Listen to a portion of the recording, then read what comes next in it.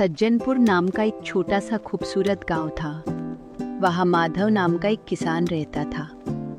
माधव के पास बहुत बड़ी जमीन तो नहीं थी, पर जितनी भी थी उसे वह अपनी जान से ज्यादा चाहता था। सज्जनपुर की मिट्टी वैसे तो उपजाऊ थी, लेकिन उस साल जैसे कुदरत रूठ गई थी। मॉनसून बीत गया, पर बारिश की एक बूंद नहीं गिरी। गांव के बाकी किसान हिम्मत हारने लगे थे।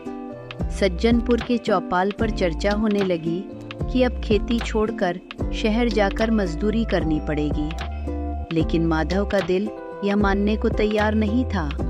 वह हर रोज भोर में उठता और तपती धूप में भी अपने सूखे खेत में हल चलाता। गांव वाले उसे देखकर कहते, अरे माधव, जब आसमान में बादल ही नहीं है तो सूखी मिट्टी पर पसीना क्यों बहा रहा है? माधव बस मुस्कुराकर कहता, तैयारी बारिश देखकर नहीं, अपनी उम्मीद देखकर की जाती है। अगर मैं आज मेहनत नहीं करूंगा तो जब बादल बरसेंगे तब मेरी मिट्टी पानी पीने के लिए तैयार नहीं होगी।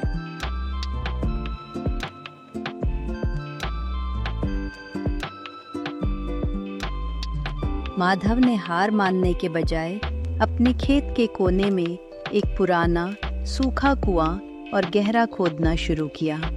हाथ में छाले पड़ गए, पर वह नहीं रुका। तीसरे दिन की कड़ी मेहनत के बाद उस सूखे कुएं की गहराई से पानी की एक शीतल धारा फूट पड़ी। माधव की आंखों में खुशी के आंसू आ गए। उसने उस पानी से अपनी सूखती फसल को जीवन दिया। कुछ ही दिनों बाद जैसे माधव की मेहनत देख इंद्रदेव भी पिघल गए और सज्जनपुर में झमाझम बारिश होने लगी। जहां बाकी किसानों के खेत तैयार नहीं थे, वहीं माधव की जमीन पानी सोखने के लिए बिल्कुल तैयार थी। उस साल जब फसल कटाई का समय आया तो पूरे सज्जनपुर में सबसे घनी और सुनहरी फसल माधव की थी। गांव के मुखिया ने माधव को सम्मानित करते हुए कहा, माधव, तुमने साबित कर दिया कि भाग्य बादलों के भरोसे नहीं, बल्कि इंसान के पसीने और अटूट विश्वास के भरोसे बदलता है।